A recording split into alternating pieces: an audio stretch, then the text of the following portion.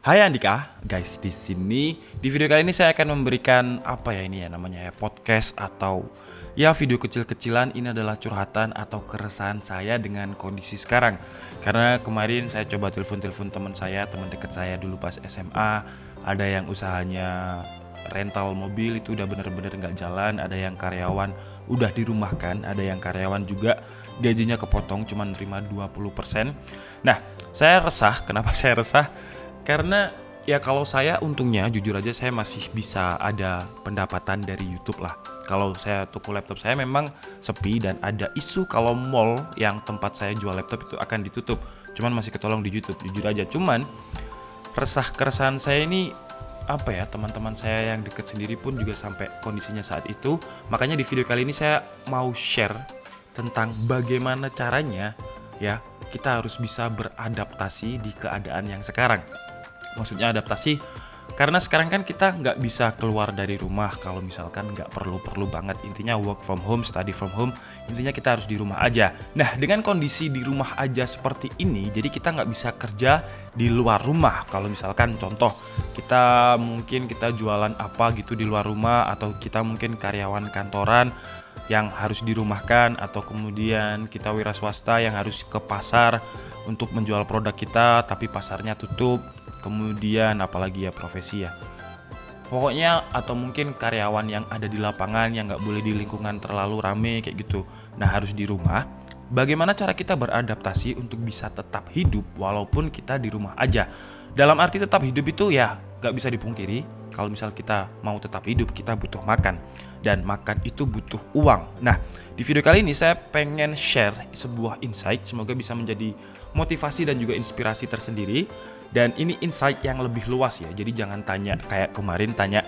Karena di video kemarin itu di part pertama saya bilang bagaimana caranya kerja lewat rumah dan spesifik di platform yang namanya Fiverr. Jadi mulai dari software yang saya gunakan apa, kemudian withdrawnya bagaimana, cara daftar Fiverr gimana, cara buat gigs gimana, cara mengakali biar dapat order gimana. Jadi kita harus order gigs kita sendiri dulu dengan uang kita sendiri biar menjadi feedback. Dan kemarin juga sempat saya giveaway kecil-kecilan, jadi saya order beberapa akun gigs yang baru biar ada calon buyer yang mau order. Nah, di video kali ini saya pengen memberikan insight yang lebih luas. Jadi intinya di video kali ini kita harus benar-benar bisa menyesuaikan atau beradaptasi dengan kondisi yang ada sekarang. Karena sekarang kita harus di rumah aja, jadi banyak banget peluang yang bisa kita dapatkan dengan hanya kerja dari rumah asalkan ada internet. Ada pepatah atau kiasan ya. Kalau misalkan HP itu adalah jendela dunia, bukan sih buku jendela dunia, tapi kan sekarang udah sedikit orang yang baca buku, jadi adanya HP. Nah, dengan HP kalian ini, HP yang biasanya kalian gunakan untuk bermain game, entah game Monkey Impact 3, PUBG, Mobile Legends, atau hanya sekedar kalian untuk posting atau pamer foto di Instagram. Nah, daripada kalian gunakan untuk sesuatu yang menurut saya nggak terlalu baik, ada masanya lah seperti itu, karena untuk hiburan dan juga mungkin untuk membuat iri orang lain posting di Instagram. Nah, di HP kalian ini sebenarnya banyak banget aplikasi yang kalian bisa gunakan untuk mencari uang. Contohnya ada KineMaster, editing video, ada Adobe sekarang juga ada di HP. Kemudian ada banyak banget lah, bahkan saya lihat banyak banget aplikasi yang lebih canggih di HP daripada di laptop atau PC. Karena ada di HP itu aplikasi kayak serba otomatis gitu. Jadi kalau misalkan kita mau kasih efek neon seperti editing video gitu, ada aplikasi yang benar-benar otomatis. Jadi dia menggunakan AI atau artificial intelligence secara otomatis. Nah, sekarang bagaimana caranya kita bisa menjual karya kita yang pakai aplikasi tersebut di HP atau apapun, device apapun yang kalian gunakan untuk nonton sekarang. Entah kalian sekarang nontonnya di PC atau di laptop. Kalau di TV kayaknya nggak bisa ya. Di TV itu nggak bisa ada aplikasi editing, jadi nggak bisa. Nah, banyak banget. Misalkan kalian adalah seorang penulis nih. Penulis, kalian bisa jual tulisan kalian. Waduh, saya nggak hafal, sebentar ya. Coba sebentar saya cari. Gini aja, cara mencarinya kita cari sama-sama deh, biar kalian juga tahu bagaimana mencari platform atau tempat untuk menjual jasa kalian. Contoh misal kalian atau kita bahasa Indonesia aja deh, karena banyak kemarin bang saya nggak bisa bahasa Inggris. Bahasa Inggris sekarang itu menurut saya udah lebih gampang. Kalau zaman saya dulu saya harus beli dulu semacam kalkulator yang mereknya Alphalink kalau nggak salah, dan itu hanya bisa mentranslatekan per kata. Jadi kayak kamus tapi dia digital kayak kalkulator Alphalink. Nah sekarang itu udah pakai Google Translate dari Oke Google. Aduh dia nyala lagi nanti. Oh enggak. Jadi dari Google itu juga bisa mentranslatekan. Kalian tinggal ngomong, tinggal tanya, atau kalian juga bisa pakai Google Translate yang di desktop seperti ini, dan itu bisa lebih lengkap. Nah, misal kita menjual tulisan di internet ya. Misalkan kalian seorang script writing. Banyak banget guys informasi di internet itu, banyak banget. 8 situs menulis artikel dibayar. Nah ini ada Jalan Tikus. Wah ada Jalan Tikus. Kalian nulis artikel di Jalan Tikus itu dibayar loh. Rancah.com, Babnews, Febma.com, Foxpop, nulis.co.id, UC News, Clickmania.com. Lah ini yang lokalan. Kalau misalkan kalian pengen bayaran lebih besar, kalian bisa go internasional istilahnya. Place to sell writing. Nah karena lokalan, jujur aja saya nggak terlalu suka dengan people lokal. Pokoknya orang lokalan, karena fee lokal dengan fee dolar itu menurut saya, karena kebutuhan hidup di sana itu lebih besar daripada di sini. Dan yang punya website yang lokal itu pasti juga menyesuaikan dengan kebutuhan hidup yang di sini. Nah enaknya kalau misalkan kalian menggunakan platform internasional, itu kalian bisa menggunakan istilahnya kalian bisa harganya itu bisa bersaing, karena kalian bisa bersaing dengan harga yang lebih murah, walaupun murahnya ini itu lebih besar dibandingkan dengan fee lokal. Dan dengan murahnya ini kalian bisa bersaing dengan beberapa negara yang memang kebutuhan hidupnya lebih banyak. Oke, kalau misalkan menulis, nah ini Wow Woman on Writing, ya itu harganya $50-100. Strong Whisper, kemudian Linkable, dan masih banyak lagi lah. Ini cuman beberapa insight, kalian bisa cari sendiri nanti. Kemudian misal kalian seorang fotografer, place to sell foto gitu aja ya. Ada Envira Gallery, ini sepertinya kayak sub-brandnya Envato gitu. Kemudian Alami, Etsy, Fotomoto, Kristock, 500px, dan masih banyak lagi. Apalagi profesi kalian, gak usah profesi lah, kalian hobi aja. Misal kalian hobi animasi ya, kalian bisa jual di Fiverr kemarin. Kemudian 9to99 Design, Upwork, kemudian apalagi website ya pokoknya website yang seperti itu. Dan itu website tersebut itu ada subkategorinya, dan hampir semua jasa itu ada. Banyak banget peluang, dan intinya di sini saya pengen kalian itu berusaha ya. Jadi jangan, karena kemarin banyak saya liatin terus komennya sampai sekarang. Viewnya terakhir kalau nggak salah 500.000 video kita yang cara kerja dari rumah hanya dengan laptop itu. Nah banyak yang komen, bang saya nggak bisa bahasa Inggris. Itu tadi sudah saya jelaskan. Kalau misalnya nggak bisa bahasa Inggris, pakai Google Translate, dan Google Translate sekarang udah bagus. Bang saya nggak punya skill apapun. Nah ini yang susah nih. Saya nggak percaya kalau orang terlahir tanpa skill, karena skill itu bisa dipelajari. Saya nggak percaya kalau misalkan ada bakat, mungkin ada ya, orang yang punya bakat itu mungkin belajarnya akan lebih singkat dibanding orang yang nggak punya bakat, tapi pasti bisa dipelajari. Nah kalau kalian udah komen bang saya nggak punya skill, berarti kalian udah nggak mau berusaha, kalian nggak mau menyesuaikan dengan kondisi sekarang. Jadi agak susah. Yang penting di sini adalah berusaha dan mencari semua informasi melalui HP atau laptop kalian. Nah contohnya di Ads.id ini ada banyak banget yang share guys. Dan buat anggota Ads.id, kalau misalnya nonton video ini tolong perbanyak lagi ya share ilmunya ya. Karena sebenarnya channel saya ini bukan channel untuk cari uang gitu, enggak. Karena channel DKID ini channel untuk review teknologi. Nah tapi karena kondisi sekarang memaksa kita untuk menyesuaikan dengan keadaan, jadi saya minta tolong kepada anggota-anggota Ads.id nih biar ilmunya semakin di-share. Saya yakin kalau misal kita share ilmu itu rezeki nggak akan kemana, tenang aja. Nah ini juga ada 1.200 per day penghasilan AdSense, 65 per day. Banyak banget guys di sini. Dan ini komunitas ya, jadi jangan mengira ini scam. Kalau ada scam nanti ada yang bilang, oh ini scam. Jadi ada anggota lain yang bilang scam, ini scam. Jadi kalian juga harus pinter-pinter mencari peluang dan juga mencari informasi. Oke. Jadi sampai di sini yang poin saya di sini. HP kalian ini bisa kalian gunakan untuk kerja menjual jasa apapun di internet. Enaknya kalau misalkan kalian punya skill, makanya kalian harus belajar. Kenapa? Karena seni atau jasa itu nggak ada harga pasaran. Contoh nih, mic saya harga pasarannya 1,5 juta.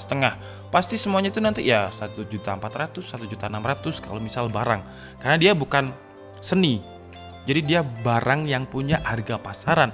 Tapi kalau seni dia nggak punya harga pasaran. Contoh logo aja, desain logo.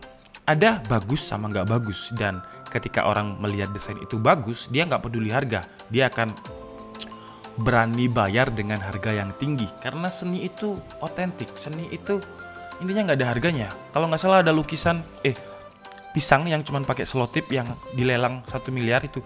Kalau saya pribadi itu orang kaya yang nggak punya kerjaan, tapi intinya di sini adalah seni itu nggak punya harga pasaran. Dan kalau kalian mau belajar, jangan pikirin uangnya dulu untuk sementara ini ya. Ya harus mikirin uang sih, tapi intinya gitu. Saya nggak munafik. Kalau misalkan kalian awal-awal dan nggak ada uangnya, itu memang itu berat banget. Awal-awal kalian udah kerja mati-matian, kemudian nggak ada uangnya, kalian bikin portofolio nih untuk gigs di Fiverr. Sebulan nggak ada orderan, wah itu bener-bener sakit gitu guys. Jadi bener-bener ya, tapi gini, maksud saya ketika kalian berproses, ketika kalian belajar sambil belajar, itu kalian juga pasti akan menambah ilmu. Kalian bisa berpikir lah, ini kenapa kok nggak ada orderan, apa kurang menarik. Kalian rubah dengan portofolio yang baru yang kalian buat sendiri.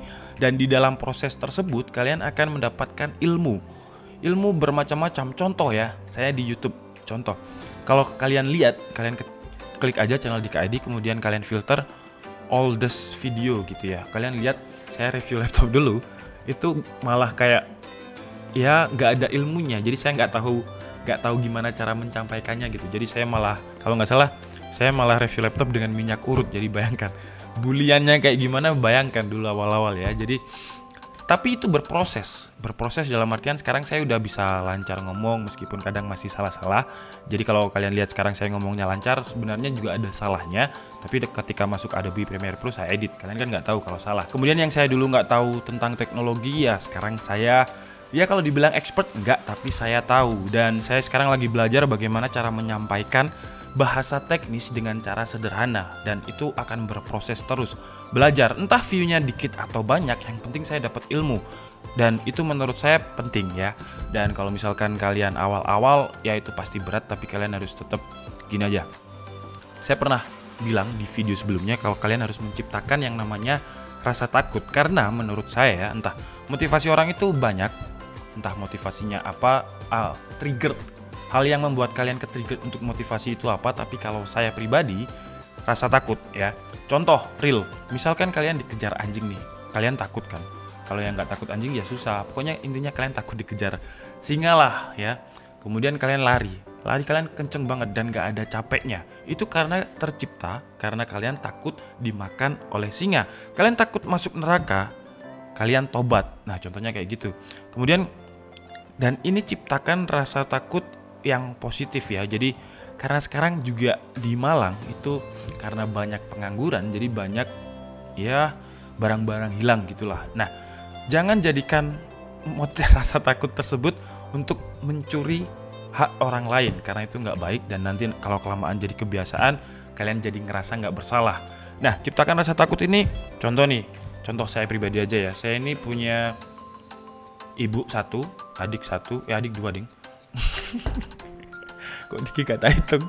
Jadi ibu, adik 2. Nah, kalau saya nggak kerja, ibu, adik-adik saya ini nggak bisa makan gitu istilahnya. Jadi saya harus kerja. Ciptakan rasa takut gitu ya guys. Contoh misal kalian sekarang seorang suami yang baru aja nikah, baru aja kerja, kemudian kena kondisi seperti ini langsung di PHK.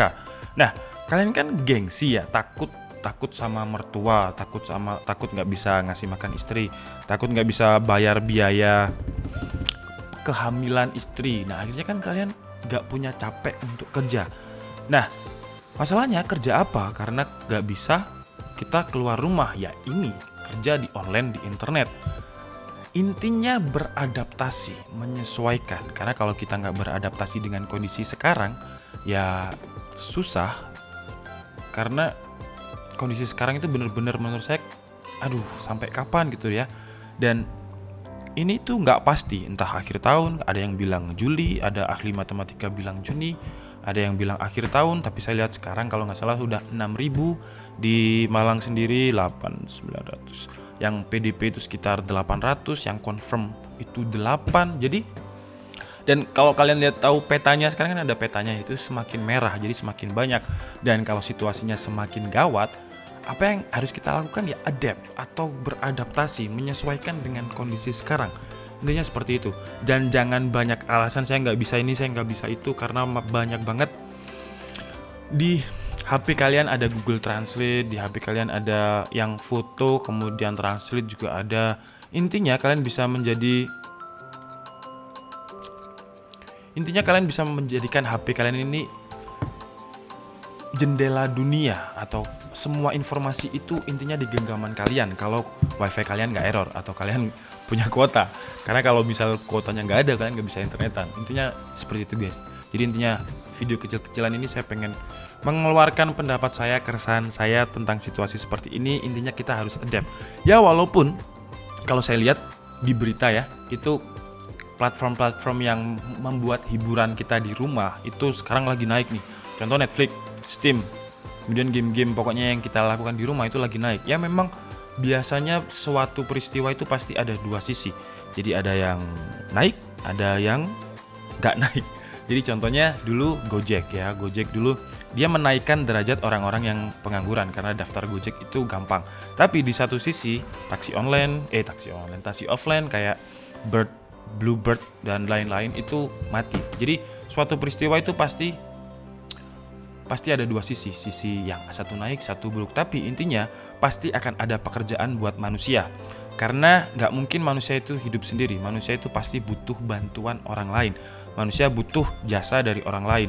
Gak ada manusia yang bisa semuanya. Jadi misal kalian seorang script writing tapi kalian gak bisa bahasa Jepang, kalian pasti cari orang yang bisa bahasa Jepang untuk mentranslatekan. Intinya manusia butuh manusia lain untuk hidup. Oke, jadi mungkin cukup segitu aja. Semoga bisa memberikan insight, motivasi atau inspirasi buat kalian. Intinya HP kalian itu adalah informasi, jendela informasi yang bisa kalian cari. Dan sudah saya sebutkan caranya aja ya. Jadi kalian jangan tanya tempatnya apa aja bang, karena saking banyaknya saya nggak mungkin hafal. Jadi kalian ketikkan aja di Google place to writing, place to sell writing, place to sell foto, place to sell video, dan banyak lagi. Intinya kalian harus menyesuaikan, adaptasi, berusaha, berdoa, dan berusaha terus. Gagal berusaha terus. Oke, jadi mungkin cukup segitu aja.